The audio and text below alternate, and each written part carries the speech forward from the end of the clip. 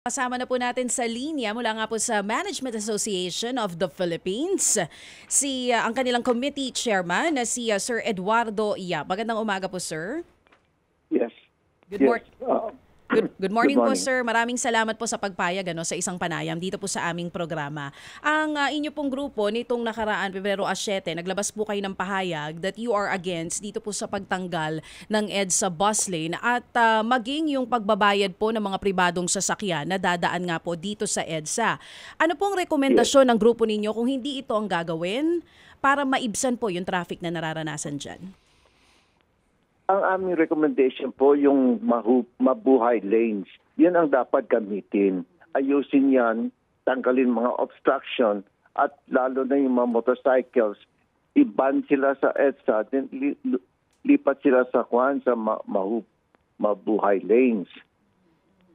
Bukod po dito, yes po, nakikinig po ako. Sige lang po, sir, tuloy. Sige. Yes. Go ahead, please. Go ahead. Please elaborate, please. Opo. Yes. Yeah, yan ang dapat. At kung halimbawa anhin nila yung busway, magre-rebelde po yung mga transport commuters. At sila po ang nakikinabang diyan. Libo-libo, araw-araw. At ngayon lang tayo nagkaroon ng isang efficient na public transportation pagkatapos tatanggalin nila. Ang grabe po yan. Hello? Yes, sir. So you're saying na maganda po ang epekto nito sa ating mga commuter, kaya para sa inyo, i-retain na lamang po ito. Dapat manatili po yan. You're talking about mabuhay lane, sinasabi nyo nga po sa inyo pong naging pahayag na dapat ito ang pagtuunan ng pansin ng MMDA. Alisin po yung mga obstruction along mabuhay lanes? Obstructions, yes, yes. Oo, sa ngayon... At marami kasing nakaparada. Nakaparada po mga sasakyan dyan sa mabuhay lanes. Dapat tanggalin sila para efficient. At wag galawin yung busway. Kasi ang BRT privatization nasa last stage na po. At by next quarter, i-bid out na po yan. Opo. Nakikinig po kami, sir. Just go ahead po. We're listening, sir. Yes. Go ahead. Okay, go ahead. So ngayon, kung halimbawa meron ganitong salita na tatanggalin yung busway na yan, anong maging epekto po sa mga investors? Makikita nila na ang gobyerno ay hindi pong desidido, no? Ano po ang itong... So it is... Go ahead, sir. Self-defeating po yung kanyang salita. Ang isang ahensya, pabor, yung isa namang ahensya ay hindi. Hindi po maganda sa investors po yan.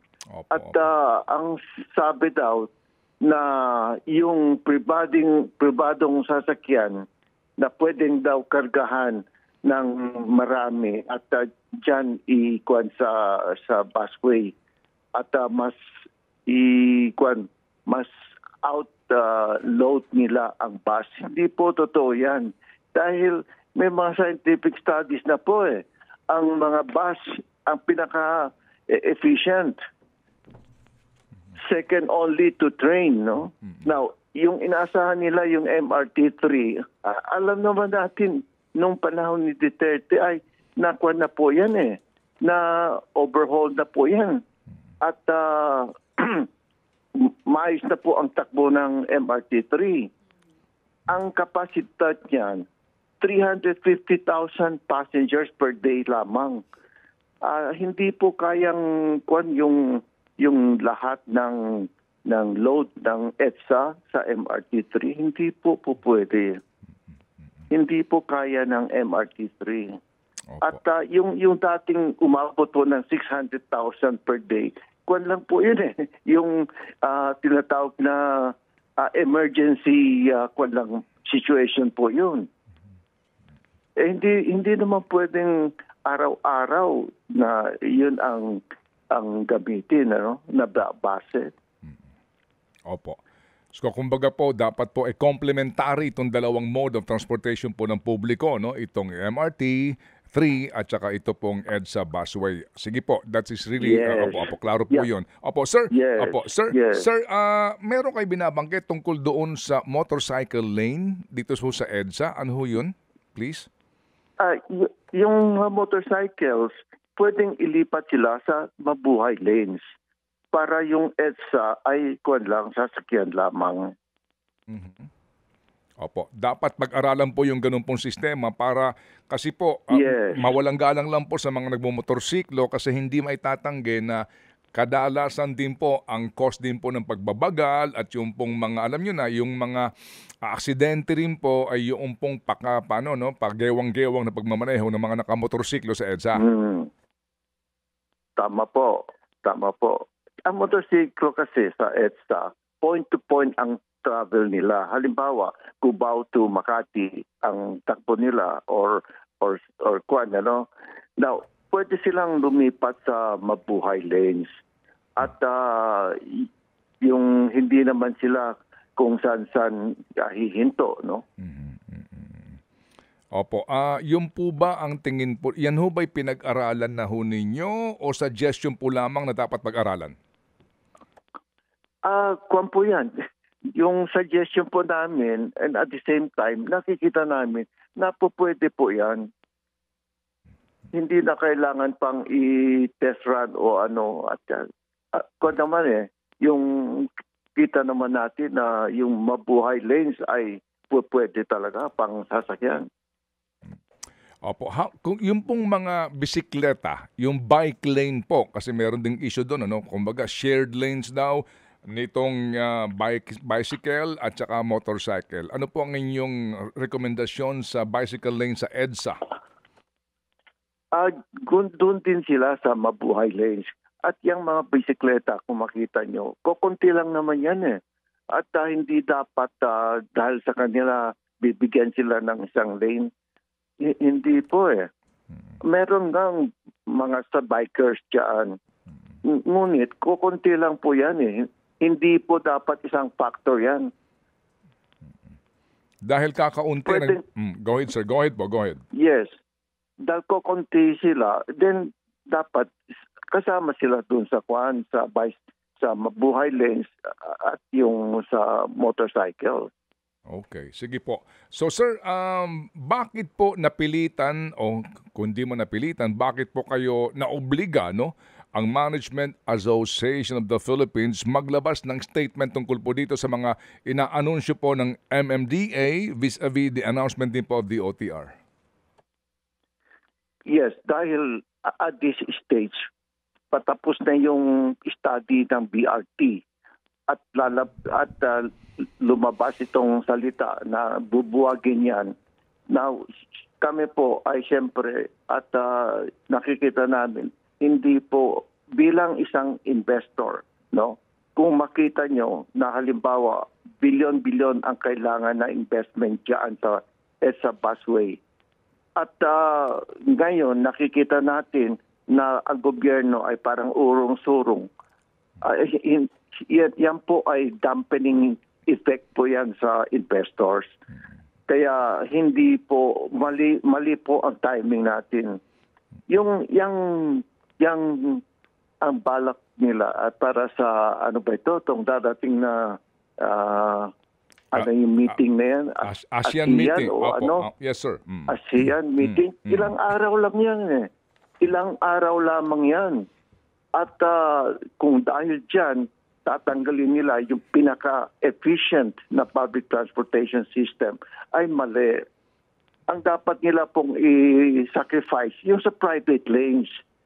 Now, ang nakikita po namin na ang policy po ng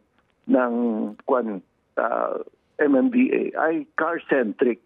Pabor po sa kotse. Yan po ang ng MMDA. At ang kotse po, pa isa at dalawa lamang ang nakasakay sa isang kotse. at is a very inefficient form of transportation. Ang National Transport Policy ng 2017, kwan na po nakalagay doon na public transportation po ang dapat i-prioridad. Hindi po yung private vehicle. Opo. Sir, ito pong Marcos administration come June 30, malapit na po yun, ay 3 taon na. Pati nga din po, Yes. pati po itong practically itong MMDA management ay magtatatlong taon na. Sa inyo pong assessment, sa 3 years ng Marcos administration in managing the traffic, particularly EDSA, kumusta po ang inyong assessment po sa kanila dito po sa kanila pong mga programa kagaya nga po nito ngayon, ano? Sinasabi ho ninyo na ibang makakaiba sila ng sinasabi. Paano po ito? How do you assess them? Paano po? Ko po, self-defeating ko yung ang ginagawa nila, no?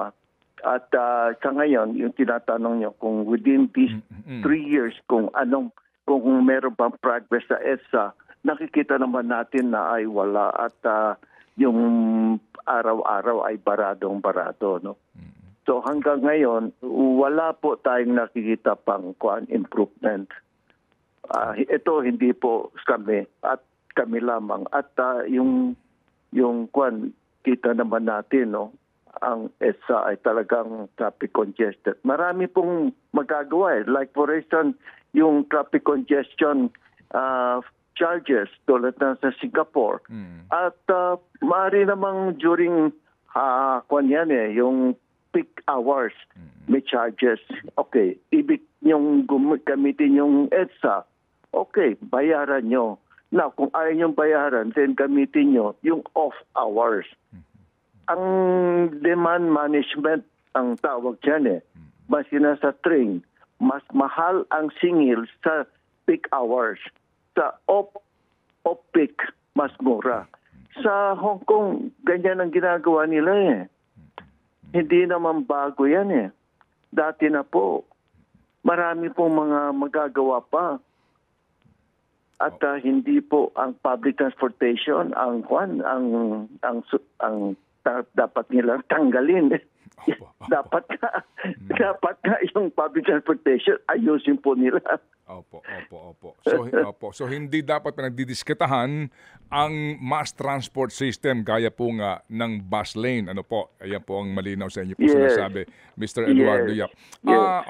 Hindi naman po sa kung ano man pero meron pong ako po yung nagpapasintabi lang dito po sa pamunuan ng MMDA. May mga grupo ho kasi ngayon na nananawagan na ng change dito po sa mga nangangasiwa sa traffic management po sa EDSA.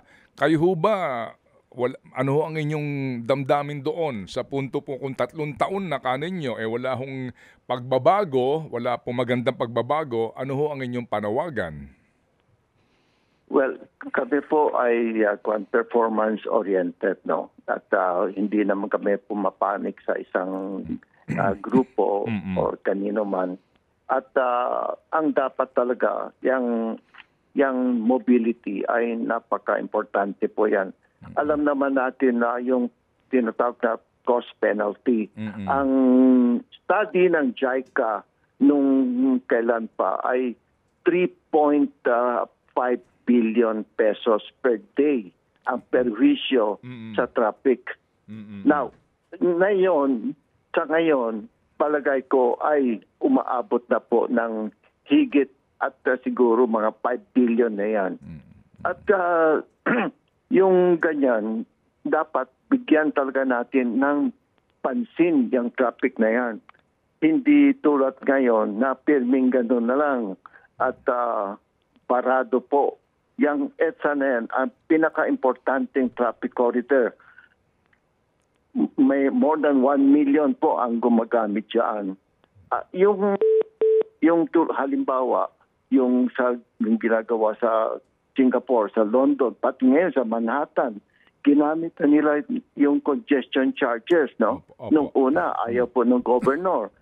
Pero ito, January, inumpisa nila, nakita nila ang laki ng ginawa at nag-improve dahil yung mga motorista ay nakikita naman nila na halimbawa kung starting 8 o'clock to 10 o'clock may charges dyan, iiwasan nila yung oras na yan. Agahan nila yung kanilang biyahe. Halimbawa, alas 6, alas 7, no?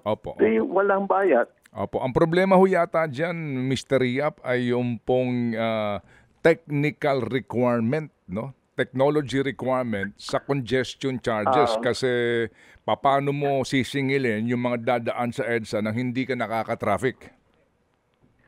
Kung po, hindi pong problema yan eh. Kasi alam niyo naman, meron tayong RFID na devices, ano? At doon sa entrance sa EDSA, nakakabit lang yan eh. Pagdaan mo, charge ka agad. Opo, mabuti po kung babasahin hindi po problema yan eh. Mabuti po kung babasahin ng RFID doon na lang sa NLEX, SLEX eh. Minsan hindi ka binabasahan eh. I mean, you know what I'm saying, di ba? To be more pragmatic about this, no? Yung technological support, right? Opo. Anyway, sige po. Kaya lang. Sige po. Itong congestion fee, sir, itong congestion fee na gusto ho ninyo, ano yan? After na po the total rehab of EDSA para wala naman masabi mga motoristang sisingilin kung lubak-lubak naman ng EDSA? Yes. Actually, no, kung ako ang anhin mo, yung EDSA na yan, dapat Class A thoroughfare po yan. Dapat ayusin po yung buong kuan ng EDSA para Class A ang condition. Pagkaya rin yan, then i-kuan nila ng congestion fee charges. At hindi naman buong araw may charge. Ang kuan lamang during peak hours lamang merong charges. Opo. Sige po. So sir, ano na lang ho sa panghuling punto. Meron bang kahit papaano do you find any relief dito po sa statement ni Secretary Bautista na hindi bubuwagin yang EDSA busway, as a matter of fact yung bidding niyan tuloy-tuloy lang at magagandahin pa? Well, ang tingin ko lang, yang sa BRT, sa busway na yan, ay napaka-popular po yan. Yung hindi po dependent sa isang government official lamang yan. Si Secretary Bautista, what he's saying, reflects the public sentiment for the busway. At kung halimbawa natatanggalin yung busway na yan, sabi ko nga, magre-rebelde po yung mga commuters. Opo. Yan ang dapat intindihan po natin. Opo, sige po. Salamat po na marami kasi nga po ako'y naniniwala na kayo po bilang employers, malaking bagay yung pong physical, 'di ba? Physical ability of your workers, 'di ba? Na pumasok po na hindi pagod sa trabaho o kaya umuwi na hindi na pagod po sa traffic. Okay. Sige po. Salamat sir, salamat po at mabuhay. Salamat po. Okay. Thank you. Opo, si Ginoong Eduardo Yap, siya po ang Transport and Infrastructure Committee Chairman ng Management Association of the Philippines.